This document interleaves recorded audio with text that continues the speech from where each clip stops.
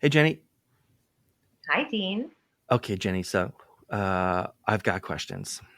But before I get into questions, let folks know a little bit about you. Sure.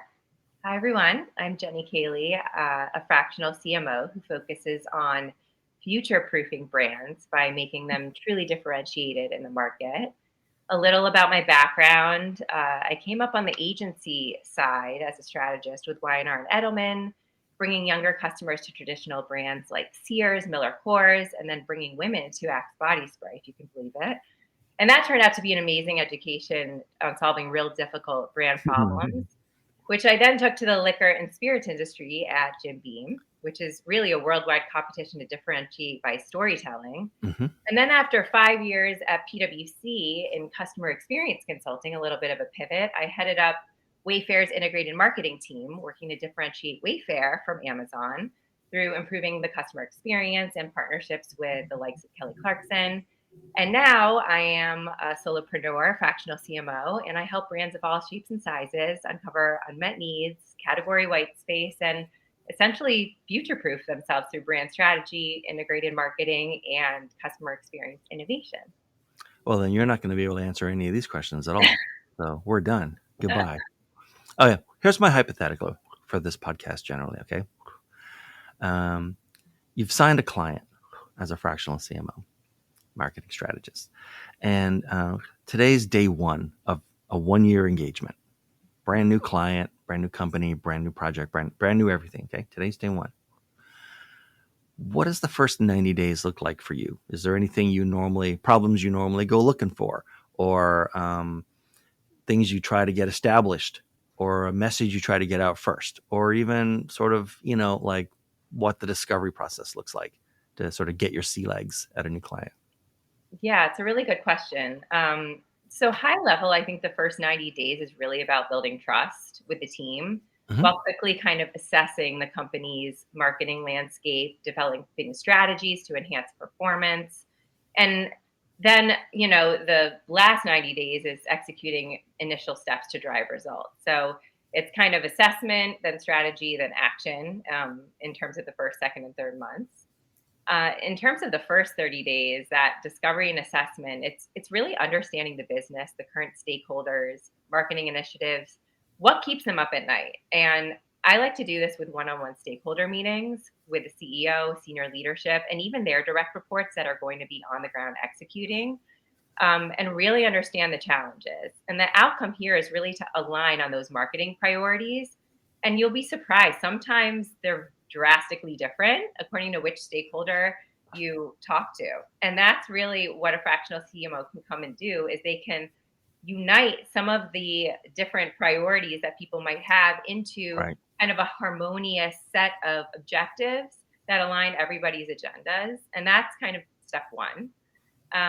Part of this is, could be auditing existing marketing efforts. Obviously, it depends on the scope of your work, based on the aligned upon priorities. And if appropriate, even doing a team assessment as you're having the stakeholder interviews. What are the strengths and opportunities of each of the individuals and the leaders that you're speaking to?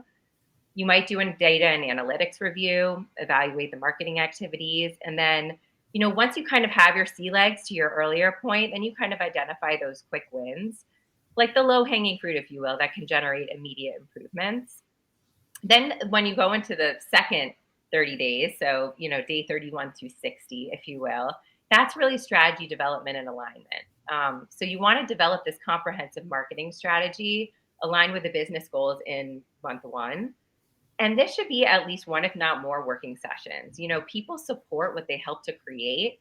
So rather than doing it in a vacuum, actually meeting with those key stakeholders, the CEO or whoever you're reporting to might define as super important to execute the marketing strategy. Hmm. Maybe bake it 60%, but then bring them into a working session to help the other 40% because they know the ins and outs of the operational challenges and what it actually takes to get these jobs done. That way, you're not kind of mapping these huge ideas that might be really difficult or maybe expensive to execute. And then finally, in kind of the last 90 days, this is where you might begin executing the strategy. So if in the second, 60, I should have said the last 30 days, not 90 days, but if in the second 30 days, you're defining the marketing strategy, which might be brand repositioning, channel strategy refinement, maybe even developing creative strategy. This is actually getting into execution. So what does the campaign look and feel like? How does that manifest in the different channels? Is there a new product or service that you might need to launch to differentiate that brand? And then obviously you want to think about the whole flywheel of marketing, not just growing awareness of the brand, but then enhancing lead generation, nurturing, and really establishing even a relationship with the sales team. I think that's something that CMOs miss quite a bit, is just thinking about marketing in a vacuum, but not working with the sales team to say, okay, are these actually qualified leads for my sales team? And what implications does this revision and marketing strategy have on that sales team? And you then want to set up monthly reporting and insights. I always say what you can measure, you can change. So create really easy to understand, like one sliders of reports that you just instantly get. They don't need to be eye charts, but it's like, what are those insights and implications for what you're going to do next based on the learnings from the campaign launch? And then obviously you want to build team morale, right? You want to share early wins and then how they align with the long-term strategy so you can move forward. It's funny you should mention about the sales. In that, there's nothing funny about sales, to be honest.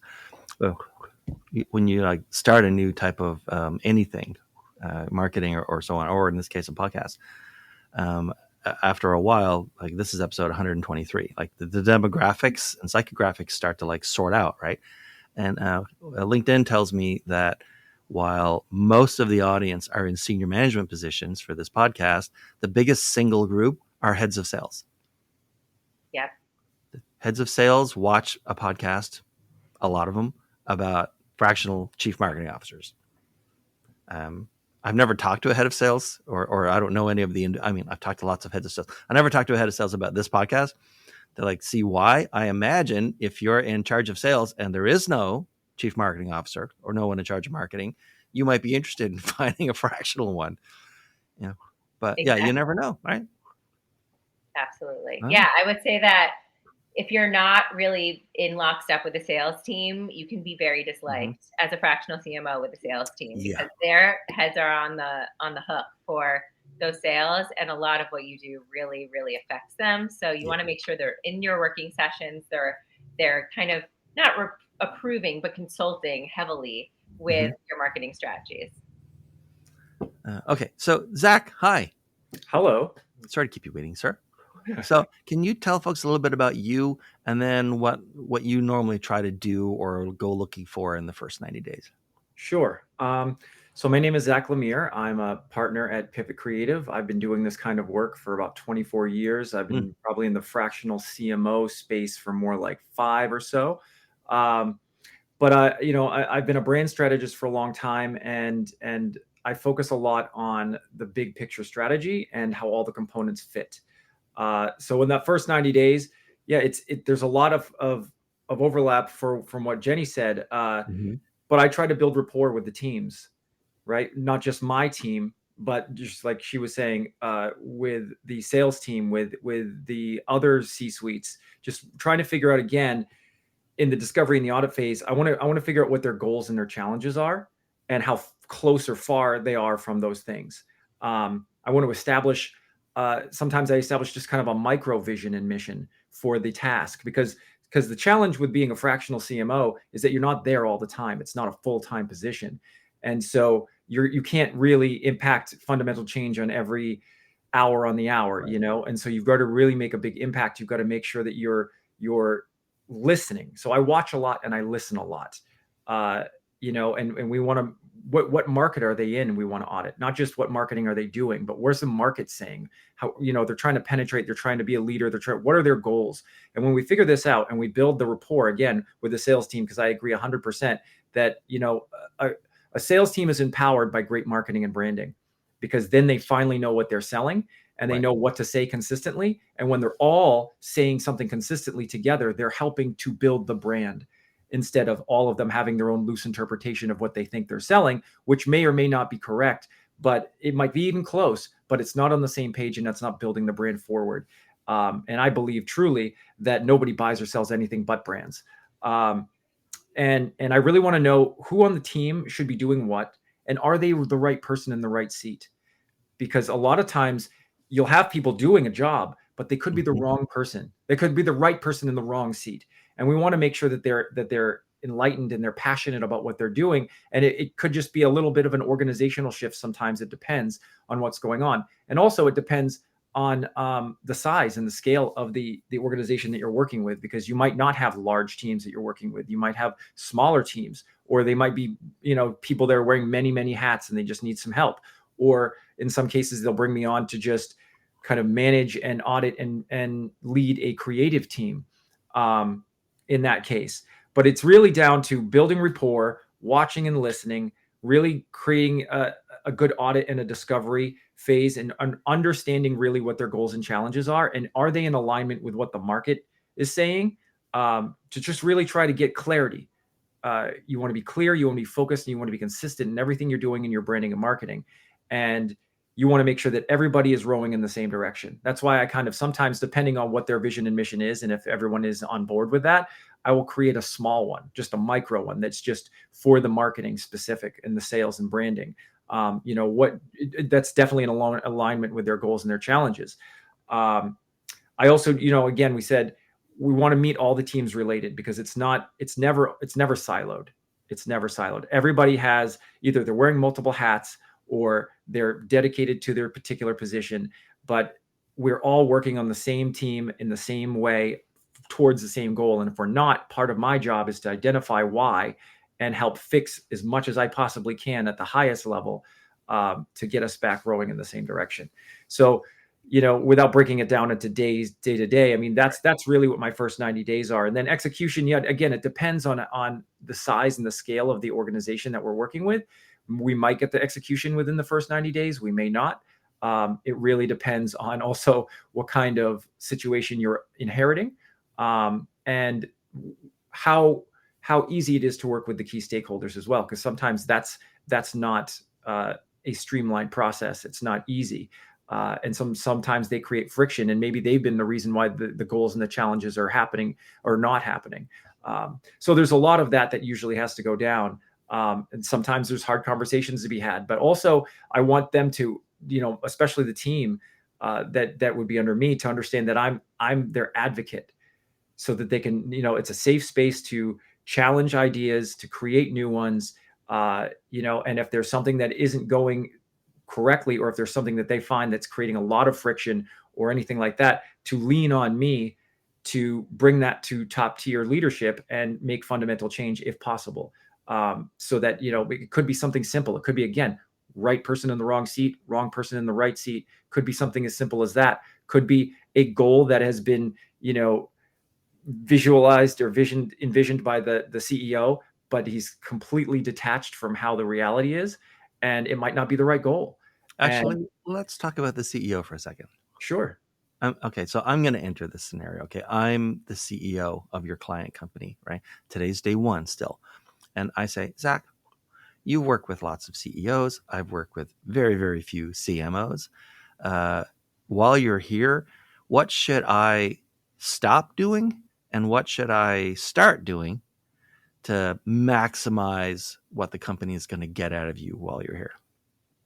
Well, if that was the question that I got on first day, I would want to shadow that CEO for a day or two and see kind of what kind of decisions are being made, what kind of questions are being thrown at him or her, and just kind of really get a sense of what the landscape is, what's the baseline here, and then I would have better understanding of what is going right, what isn't going right, what should be delegated, what should never be done, or I get it's a very open-ended question. So really, a million things could be happening here that could be great, and a million things could be happening that are not so great. So I think that it's really important to just shadow, and really, you can ask questions, but until you see the day-to-day, sometimes you get so much more data and so much more information from just watching and listening than you do trying to come up with the perfect question on the first day. So Jennie, let me reframe my question, because Zack did a great job. I want like a different perspective. In your experience, because every company you work for has a CEO, what do they tend to do that helps a fractional CMO, and what do they tend to do that hinders a fractional CMO? Yeah, that's a good one. I would say what's really helpful is radical candor. Be completely honest. Mm-hmm. I want to understand your greatest ambitions. I'm going to ask you about that on day one, your greatest fears, what's keeping you up at night. And I don't want you to hold back. If there's a potential acquisition that might be happening, if you're afraid you're going to go bankrupt, I want to know all of these fears because that way we can get in front of it and help solve them on day one.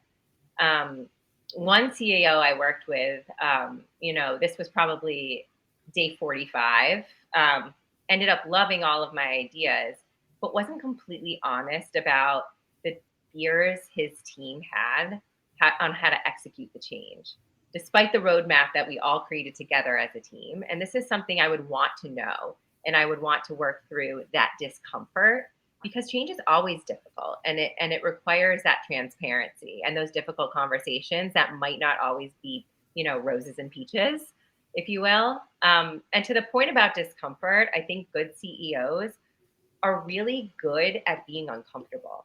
Get comfortable being uncomfortable. Because if you want change to happen in your business, it's never comfortable. There will be uncertainty. There will be Right. leaps of faith that are needed, especially if you're looking for that hockey stick effect, that disruptive change in sales versus conservative growth. Because whatever you're doing, you got to do something different if you want a different result. So if you're looking to stay in your comfort zone, I always say don't hire me because I'm not the right person. But if someone just wants to continue doing what they're doing and have a CMO to execute, I would say that's the wrong approach. You don't hire a fractional CMO for that. It's not a good use of your funds. Maybe hire a marketing manager that can execute your vision. A fractional CMO can help give you that big picture, like Zack was talking about, and that vision that might be missing for an untapped market to stimulate growth. And then the last thing I would say is on what to do is just be available for key decisions. So as a fractional employee, it might seem really obvious, but we're not as ingrained in your business to make decisions without any input from you yet, especially in those first 90 days. So if you have a long multi-week vacation, let's plan it such that it might be a heads down marketing working session versus decision time. So I'm going to ask you, Jennie, I'm going to ask you a fill in the blank question. Mm-hmm. I have the easy part, and then you have the hard part. Fun. So here's my fill in the blank question. Many clients, as fractional CMO, many clients just don't understand.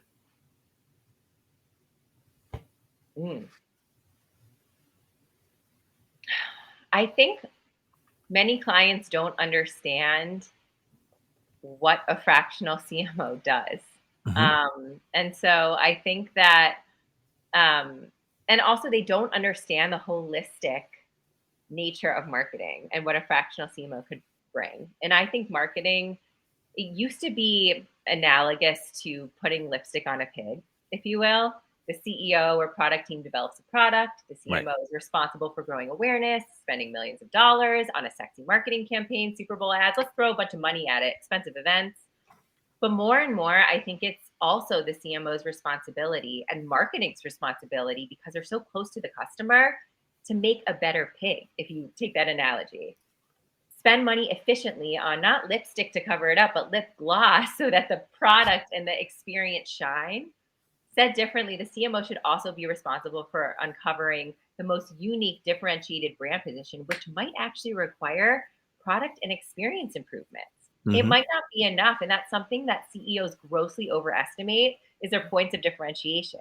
They think that their product is the best, but what we get in and realize more often than not is that customers don't really understand the difference, why they're better, or don't care. And so if you can actually make the product a little bit better, the experience a little bit better, and do that due diligence in that first 90 days in discovery, you actually need to spend less money on marketing because people just want to use it.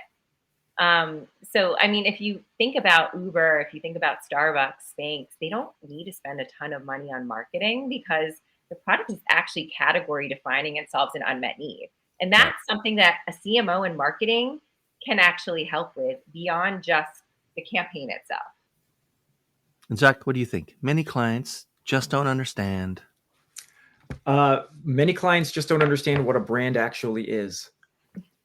And they feel like that it's a logo or it's something visual. And honestly, as somebody who works very deep in the zeros and ones of branding, I truly believe that branding is only made up of the promises that you keep. And it's the experience that those kept promises deliver and create for the consumer. It's not about you. It's not for you. And a lot of founders love to start a business, and depending on what size they are, it's all based around them. This is my Right. favorite color. I want my favorite shape, my favorite name, me, my, me. And they forget to think about what problem they're solving, the people they're serving, and what experience that's creating. And that's either that's applicable across every type of business of every size, whether it's a merger acquisition, Fortune 500, a brand new startup. They all usually have no idea what a brand is. I joke that branding is a terrible brand because everyone thinks it's a logo. But ultimately, that's the biggest thing because, again, like I said before, I truly believe that nobody buys or sells anything but brands. And I've always got case studies in my back pocket to prove it because, there's been companies out there that have lost every asset that they have and they've gone bankrupt, like Toys R Us. And they diluted their brand with Babies R Us and Kids R Us. And they're like, hey, forget that Amazon guy. You know what we really need next to the Legos? Diapers and changing tables. And, and it just didn't fit. And so they cannibalized themselves. But at the end of the day, their brand was purchased by Macy's. Why? They had nothing to offer except for the relationship that brand had created with decades and generations of people. The Toys R Us kids all around the world that want to go into a Macy's in the pop-up shop and give a high five to Jeffrey is what they bought. And if you really work your brand and understand the experience you're creating, you will understand more about your marketing and your sales and everything and the value that you have in your business. And I just think that that's a fundamental thing that most people are blissfully unaware of how it works and why it's valuable and what makes it tick and why branding is so important. Almost more than marketing. Like a brand should do a lot of the selling for you. Yep. Okay. So, Zach, here's another question. You somehow got suckered into sitting at a little table at a Starbucks with 3 other people. Do they still have tables at Starbucks? Most Starbucks don't want you to hang around anymore. With 3 people who just all became fractional CMOs last week. Okay. Here's the fill in the blank question. New fractional CMOs need to understand what? That being a fractional CMO is not about execution. Mm. It's about vision and leadership and it's that. I think that's the biggest thing. I guess it would also depend on what they were doing previously. Mm-hmm. What was their role? What's their experience before they decided to jump into the fractional CMO role? But ultimately, I think that everybody that goes that is in the creative or the marketing or the branding field is in some way involved with execution for a long time. And that's what makes them good as a fractional CMO because they've sat in all the seats. They understand how they all interconnect. They understand how they work. They understand a lot of the underlying things that affect each position. And it's hard to let go of that execution, I think, as a brand new CMO. Right. Because they're so used to having their hands on everything and having control. And it almost, and I feel like, especially for creatives, people who've spent so much time building their craft, to let go of that is challenging. To say, and now I started as a graphic designer or I was a whatever, and now I'm going to be leading other teams and having to trust in those people. So I guess the first thing is it's not about execution. And the second thing is you have to trust your people. And Jennie, so I'm going to intensify the stakes for somebody because I know that you're going to have an opinion on this. Someone comes to you and they says, hey, Jennie, I worked in corporate, worked my way up through marketing, took 19 years, exited as a CMO. I don't want to go back into corporate anymore. I've looked at fractional CMO as an opportunity, and I've decided that's what I'm going to do. I made the decision last week when I was, invited not to return to work. And so, what do I need to what do I need to be careful about as I start building my business as a fractional CMO? So I think if you are already engaged in a contract and lucky enough for that, I would say the first thing is don't treat yourself as fractional with that client. Treat yourself like you're an extension of the team. Right. And I think the biggest thing you can leave, to Zach's point, I do think the vision and the strategy are the biggest value add. You want to have one foot in the future and one foot in the present in terms of, yes, you might have big ideas, but also you want to understand what it might take to execute and leave them with some kind of tangible roadmap for the team that they work on together. And then the biggest thing is you want to leave them smarter. You want to teach them how to fish that team. You don't want to do the work for them, but provide the exercises, the templates, the playbooks that they can use again and again during their tenure at the company and beyond. You want to teach the managers how to empower their teams in marketing, help the CEO optimize the org structure and have better relationships with his C-suites and his direct reports as well.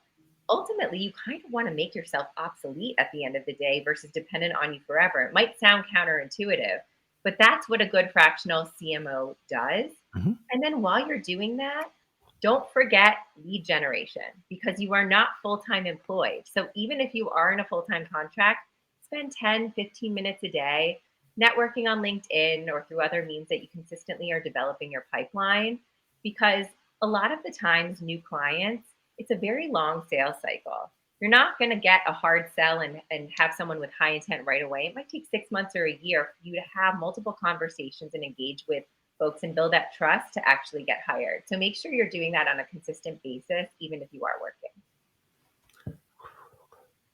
Okay, so Jennie, so you chose your own recording slot, day and time. I mean, it had to be a Thursday because we record on Thursdays, but you get to pick which Thursday and you get to pick which time slot. What you don't get to pick and what no one picks because it's completely randomized is who the other guest would be in the podcast. And that's one of the most fun parts about this podcast, actually, is that I do not curate the guests. Two fractional CMOs, often with wildly different backgrounds and experience, end up in the same podcast, kind of next to each other in the elevator. And so we're just about finishing up season 5. This is episode 123. So episode 125 would be the last one of the season. And what we're doing in season 5 is we're having these two thrown together fractional CMOs who do not know each other ask each other a question.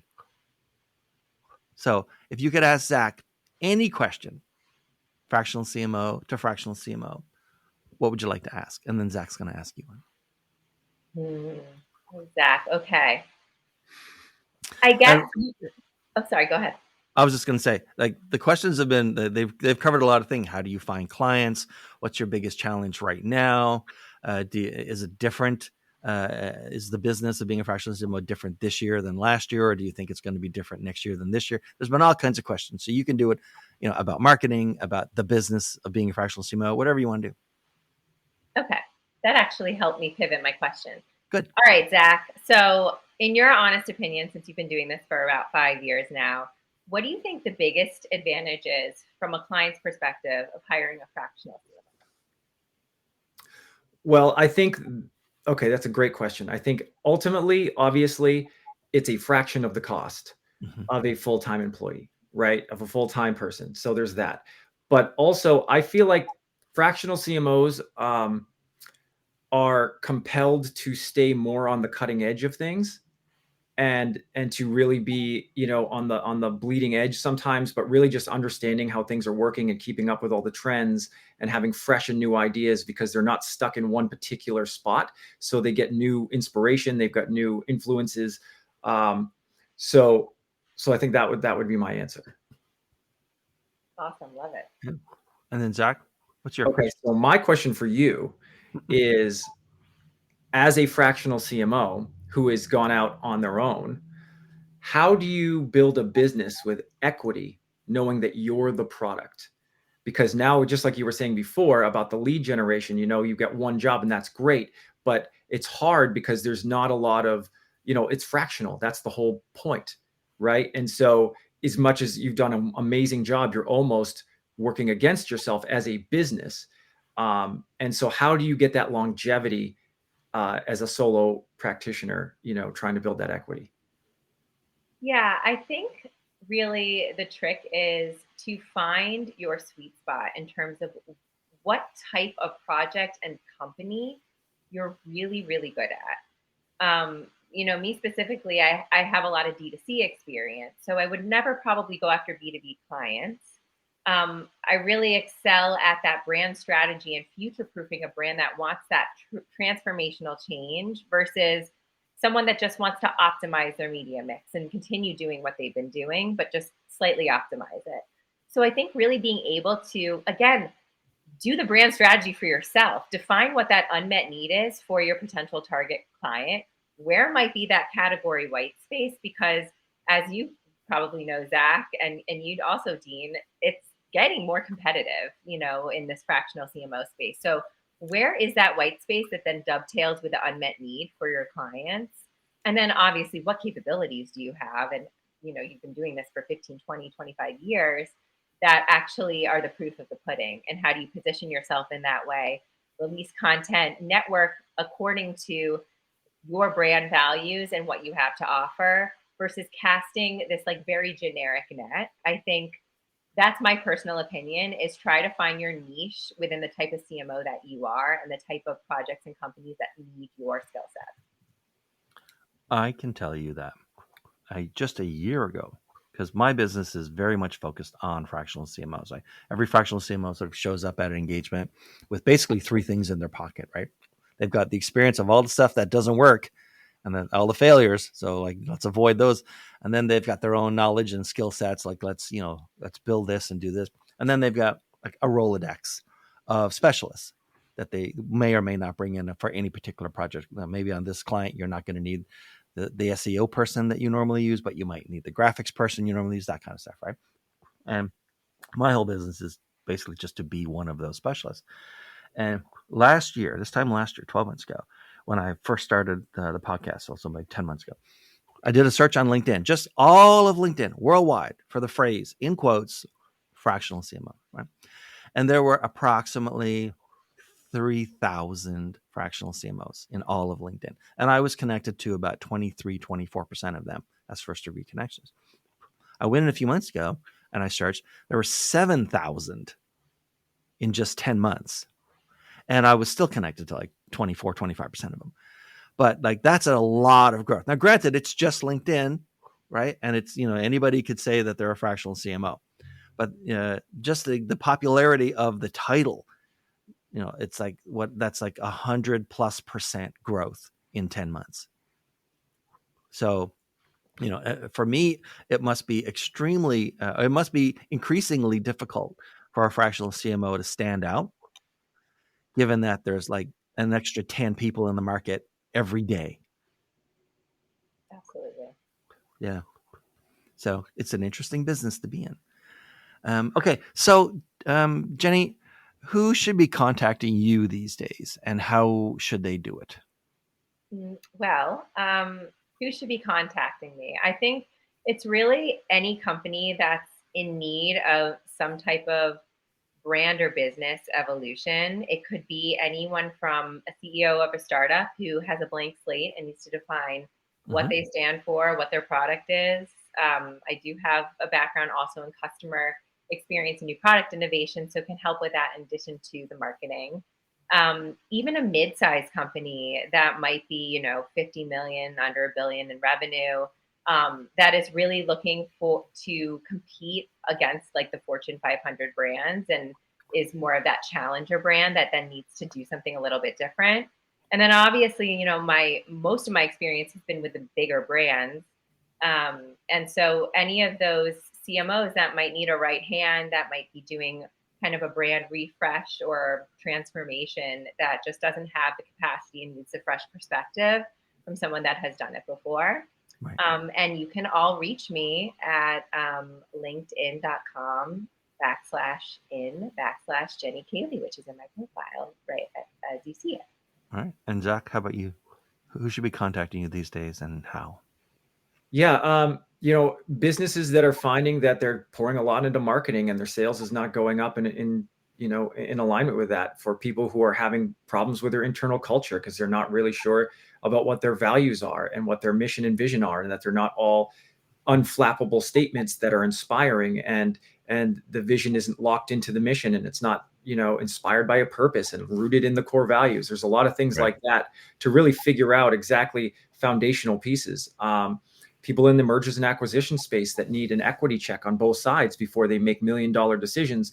I liken it to if you've got an iPhone, and if Microsoft purchased Apple tomorrow and then decided they were going to shoehorn Windows into all your Apple products, that brand promise, that experience that you were buying into, that you're loyal to, is being broken, and you're not even being considered. And you're going to lose a lot of people because of that. And there's a lot of ways that you can still work that kind of a merger. But you've got to be careful about the internal cultures. You got to be careful about where the brand stands internally and externally. And so companies that are struggling with defining those kind of things, you can absolutely call me. You can get in contact with me on pivotcreative.com, which again is in my profile here. And you can always look me up on LinkedIn, linkedin.com/in/Zachary Lemear.